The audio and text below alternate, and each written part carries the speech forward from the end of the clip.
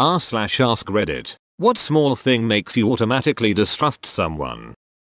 They constantly talk shit about others but all the stories are skewed to their favor. I watch my mouth around people like that and try to only say things I don't mind getting out. Our local librarian will talk about anyone, good or bad. Usually she tries to act like everyone already knows and believes what she's saying. So she just has to hint and raise her eyebrows. And she remembers basically everything you've ever told her. So I too try to give her as little as possible outside of what I'm fine with everyone knowing.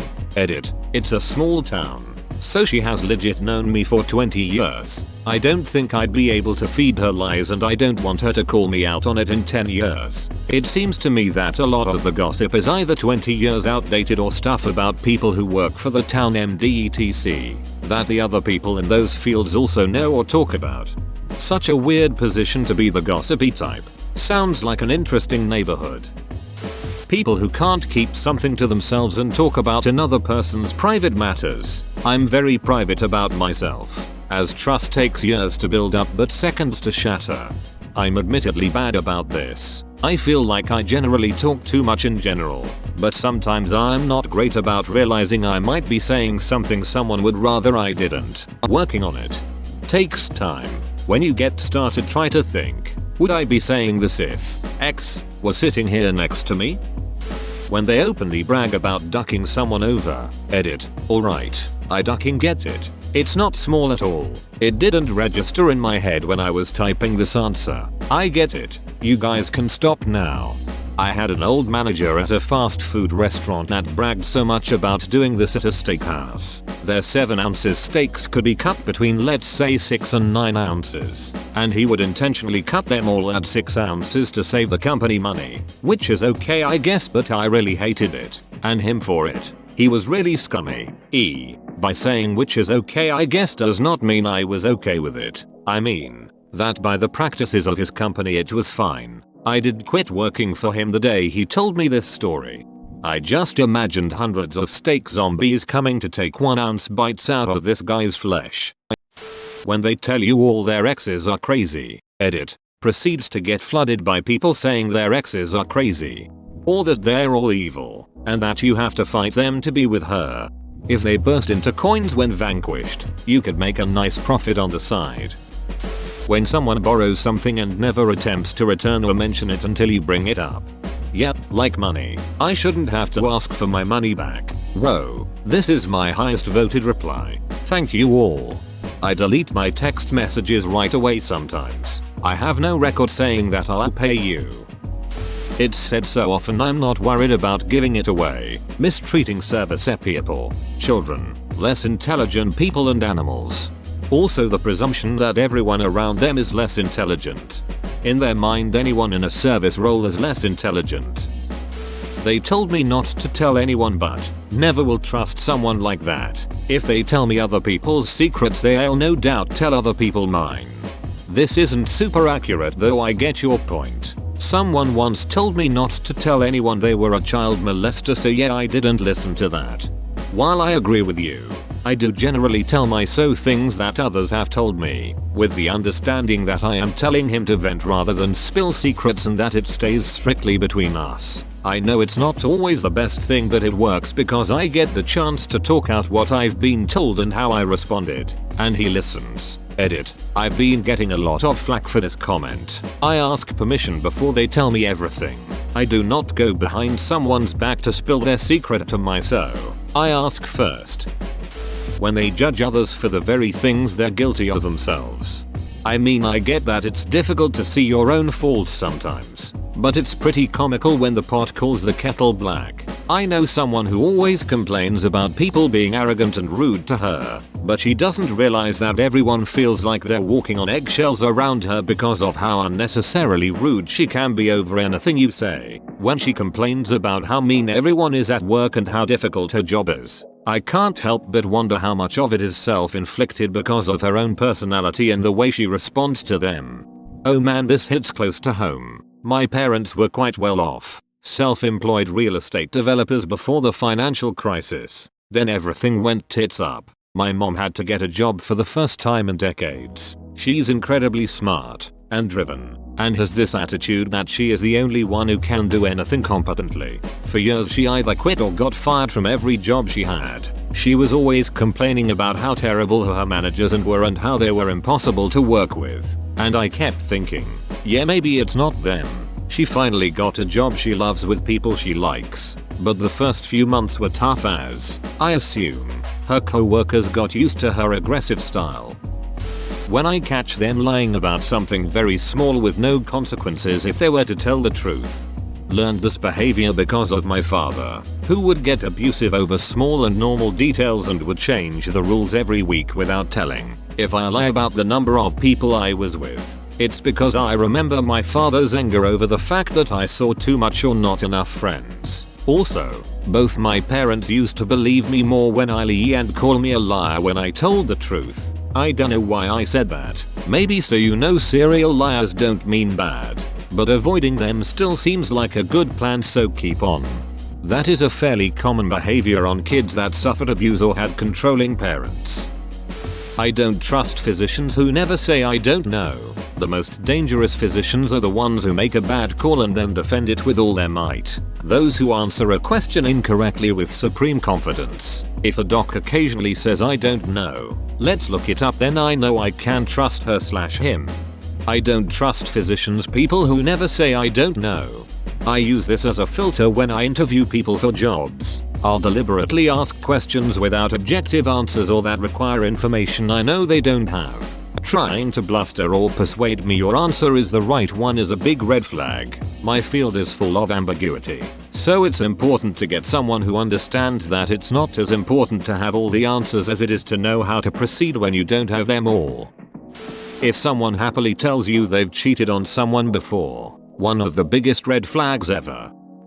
When they put a lot of energy into manipulating people instead of just living their lives. Edit. Thanks for the silver. Also, many have pointed out that what I'm describing is not a small thing. Overall, that's true. However, what I'm talking about is the small, subtle efforts these people make throughout the day. That's what came to mind for me when considering the question. When they manipulate people in general. One better syndrome, where no matter what your experience, your history, your anecdote, theirs is better, worse, funnier. When I was younger we called them the one-upper. Well, when I was even younger than you I called them one-uppers before you ever did. Edit. I even get silver. Thank you everybody for the positive feedback. Never would have guessed this would catch fire like this. If I can't sleep around them, must be an enemy.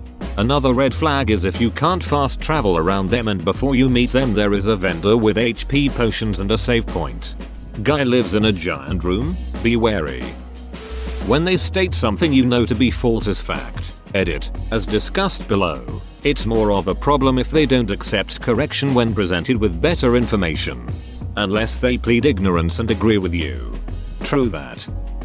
I'm having some people over this weekend. I'm gonna have drinks and some food. You should come by. Weekend comes. Thanks for coming everyone.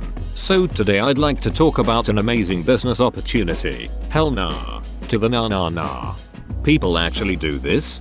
My boss did this to me and my wife once. Went over thinking it was gonna be a regular boring dinner party. But his wife wanted us to donate a few thousands into her candle company. Turned to shit when they started arguing about their relationship and got the cops called over. Worst dinner I ever had, SMH. Not respecting my decision when I say no to something small. Thank you for letting me know you don't respect boundaries. Are you sure you won't have a pomegranate? No pomegranate. No pomegranate. And their phone background is a selfie. My lab partner in bio's entire camera roll is pictures of herself. No other people or landscapes. Just her. I silently judge her so much for that. On the other hand, mine is mostly landscapes and clouds with no selfies. I have a lifelong aversion to my own image. Edit. The last part is a quote from Jared on Silicon Valley, if anyone was wondering. Repeatedly not following through. Small things too. Hey, I'll talk to you later this afternoon. Nothing. I listened to this great song. I'll send it to you. Nothing. I just feel like those little moments are foreshadowing bigger things, disappointments to come. Yep, I feel yeah. Whenever my girlfriend recommends a song, I listen to it, even if it's by a band I don't listen to, but whenever I return the favor, she never does. It hurts. Seriously does. I had a guy share a couple songs with me through some laid back conversation and I listened to them and commented on them and he was actually surprised I listened to them. It kinda made me sad. I mean, it's not that hard to do. Someone who constantly interrupts. Or someone who talks too much and then visibly turns off when it's not their turn to talk. I work with someone who does this. She will flat out walk away if you're talking even though you stood and listened to her rattle on about it and then repeat herself later because you didn't have the desired reaction the first time. She reminds me of my child. She's 53. When they give non-apologies after doing something wrong. Like, I'm sorry to see you feel that way instead of I'm sorry for what I did. Or, that's just the way I am. Or why do you care so much? Or it's not a big deal. I'm sorry to see you feel that way instead of I'm sorry for what I did. I have to say it. But sometimes apologies aren't warranted. And if someone ducks me over or does something that pisses me off and expects an apology, they can jump in a wood chipper. I'm sorry to see you feel that way. When they can't be happy when their friends succeed in the ways they haven't. If your jealousy is that profound, I don't want to be around you. When they don't turn down the music in the car so they can see better when parking. Clearly a psychopath. I turned down the music while getting a ticket from the machine while entering a parking lot. One time I had a friend with me and he asked me why I turned my music down to do that. I do it because you need to roll the window down to get your ticket out of the machine. There are many people walking past, coming to and from their cars. They might not want to hear my music. I just think it is polite to turn it down. I do it so the machine knows it has my full attention and I'm not being rude. When their opinions on the same topics change depending on who they are with. Edit. I wanted to clarify that I mean this for when people actively have different opinions about the same subjects all in the same day or week. Not enough time to change their mind, and if they change it that often then it still stands. You have no idea where someone stands if they consistently change their mind on things, and therefore I wouldn't trust them. I do not mean for this to apply to people who are just passively agreeing or not arguing in order to keep the peace with family or in a work situation. That's just being polite. From someone who was raised to never talk about money, religion, politics or family. Having conversations about anything related to those topics are extremely uncomfortable, and I tend to hide my opinions until I know for certain they will not cause conflict. Like, for example, after graduating high school I decided to become a biblical studies major. But I don't want to express that to everyone, especially people I don't know well, because people get weird about that. So sometimes I might say I am undecided. Any interviewer that brags about the family atmosphere at work or puts too much emphasis on the culture, we work really hard but we're like family, so it's totally okay if we take advantage of you.